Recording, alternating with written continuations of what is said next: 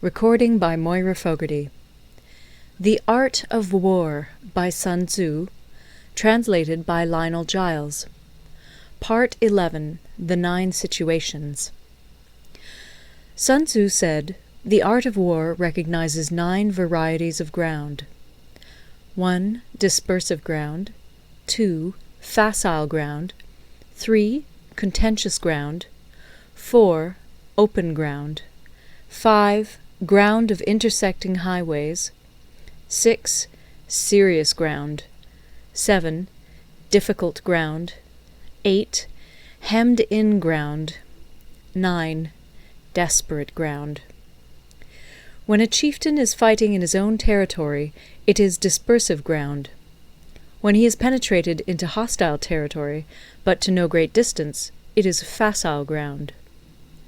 Ground the possession of which imports great advantage to either side is contentious ground. Ground on which each side has liberty of movement is open ground. Ground which forms the key to 3 contiguous states, so that he who occupies it first has most of the empire at his command, is a ground of intersecting highways.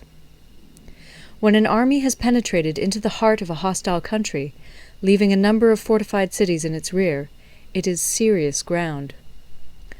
Mountain forests, rugged steeps, marshes, and fens, all country that is hard to traverse, this is difficult ground. Ground which is reached through narrow gorges, and from which we can only retire by tortuous paths, so that a small number of the enemy would suffice to crush a large body of our men, this is hemmed-in ground. Ground on which we can only be saved from destruction by fighting without delay is desperate ground. On dispersive ground, therefore, fight not. On facile ground, halt not. On contentious ground, attack not. On open ground, do not try to block the enemy's way. On the ground of intersecting highways, join hands with your allies. On serious ground, gather in plunder. In difficult ground, keep steadily on the march. On hemmed-in ground, resort to stratagem. On desperate ground, fight.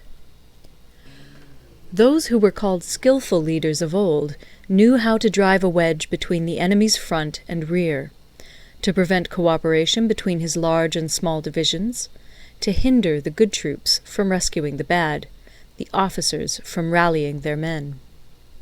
When the enemy's men were united, they managed to keep them in disorder. When it was to their advantage, they made a forward move.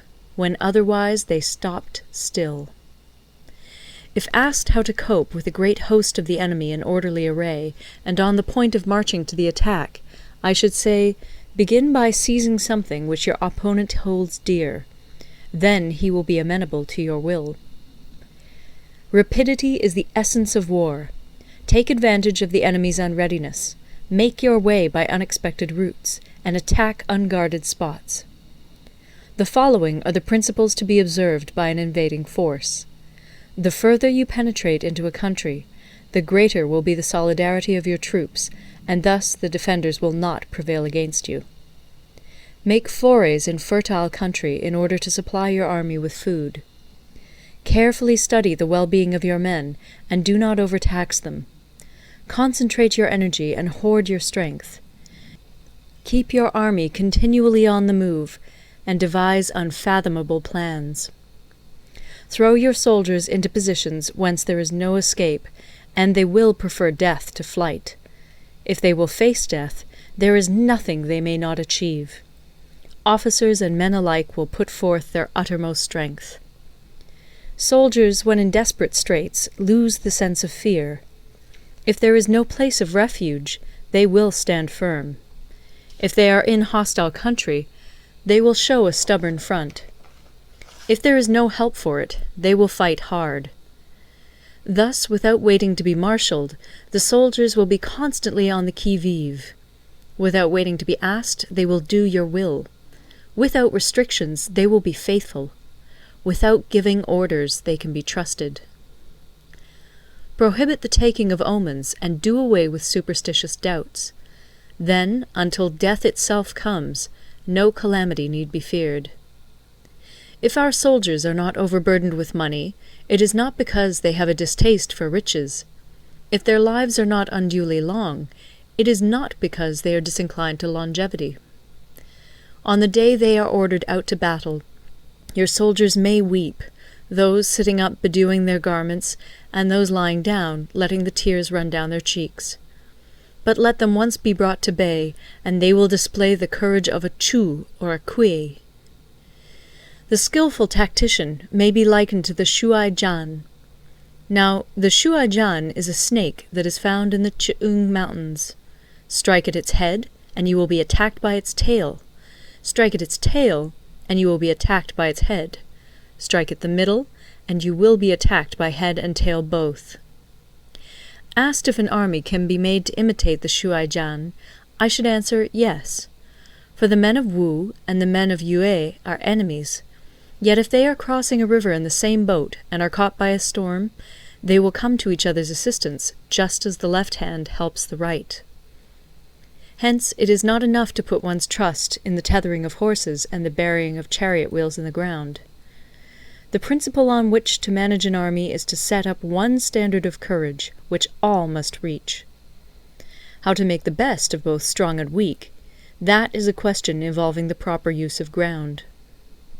Thus, the skilful general conducts his army just as though he were leading a single man, willy-nilly, by the hand. It is the business of a general to be quiet, and thus ensure secrecy, upright and just, and thus maintain order.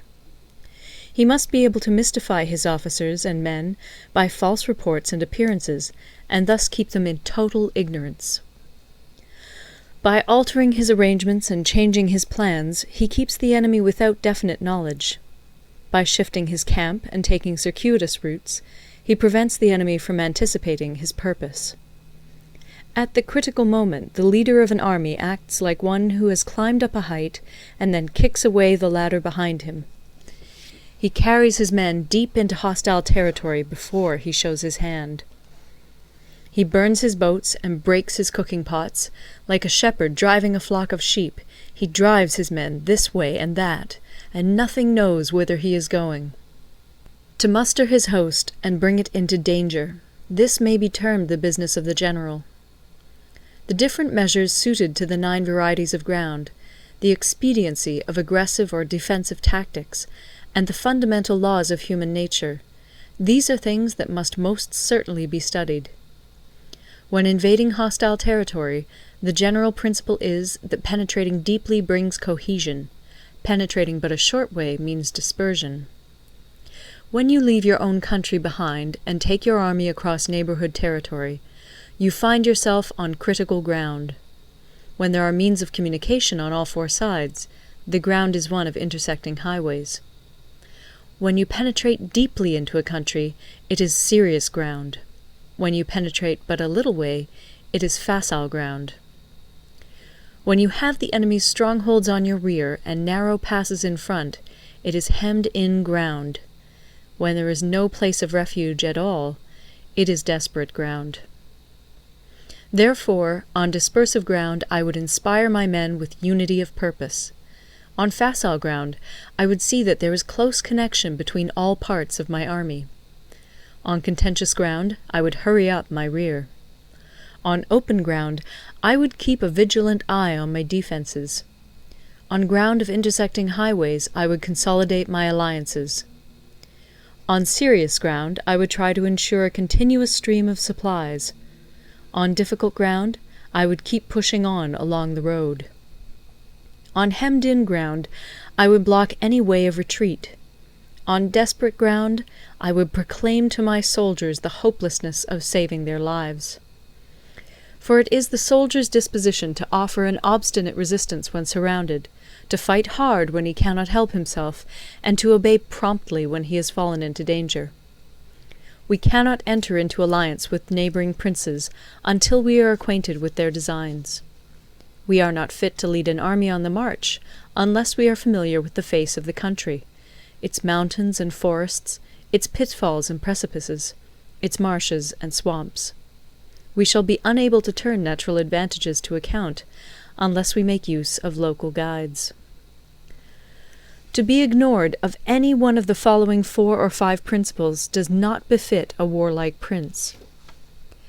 When a warlike prince attacks a powerful state, his generalship shows itself in preventing the concentration of the enemy's forces. He overawes his opponents, and their allies are prevented from joining against him. Hence he does not strive to ally himself with all and sundry, nor does he foster the power of other states. He carries out his own secret designs, keeping his antagonists in awe. Thus he is able to capture their cities and overthrow their kingdoms. Bestow rewards without regard to rule, issue orders without regard to previous arrangements, and you will be able to handle a whole army as though you had to do with but a single man. Confront your soldiers with the deed itself. Never let them know your design. When the outlook is bright, bring it before their eyes, but tell them nothing when the situation is gloomy. Place your army in deadly peril, and it will survive. Plunge it into desperate straits, and it will come off in safety. For it is precisely when a force has fallen into harm's way that it is capable of striking a blow for victory.